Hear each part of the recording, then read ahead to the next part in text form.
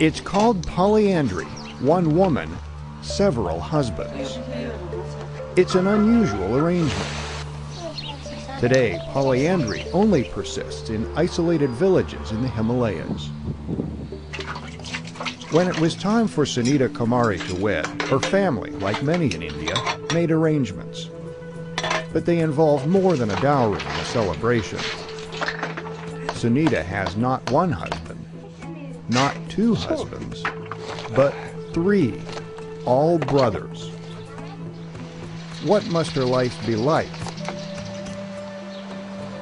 Westerners might find the practice shocking, but for this community it works fine. One reason, sheer practicality.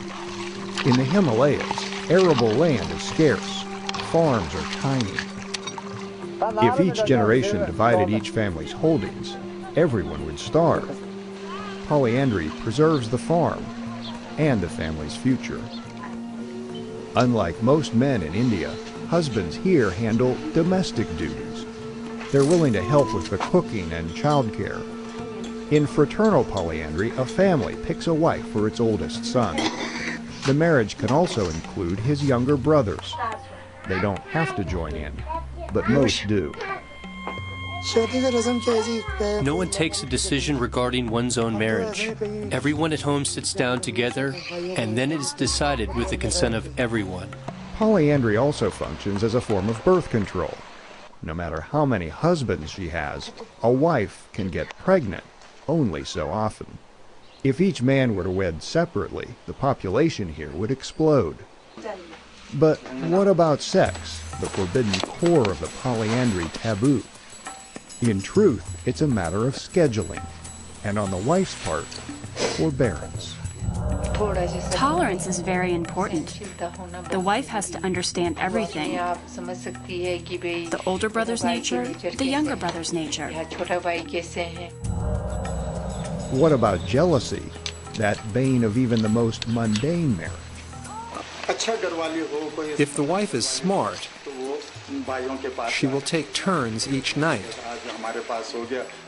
and sleep with all the brothers. It's not like the older brother wants her the whole time.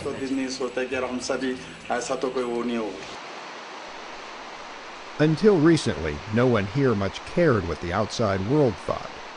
Isolation had preserved a way of life that had withered everywhere else. But a road now links the region to distant cities.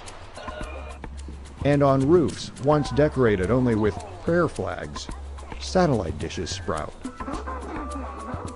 This village has entered the modern world, whose images of romance stand in sharp contrast to polyandry. But polyandry here faces a bigger threat: education.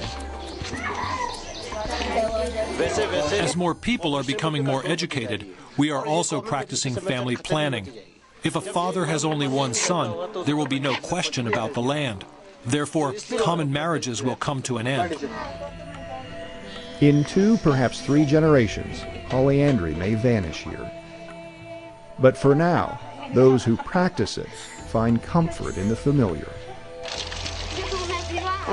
I myself feel that common marriage is very good. I feel like everyone should live like our family.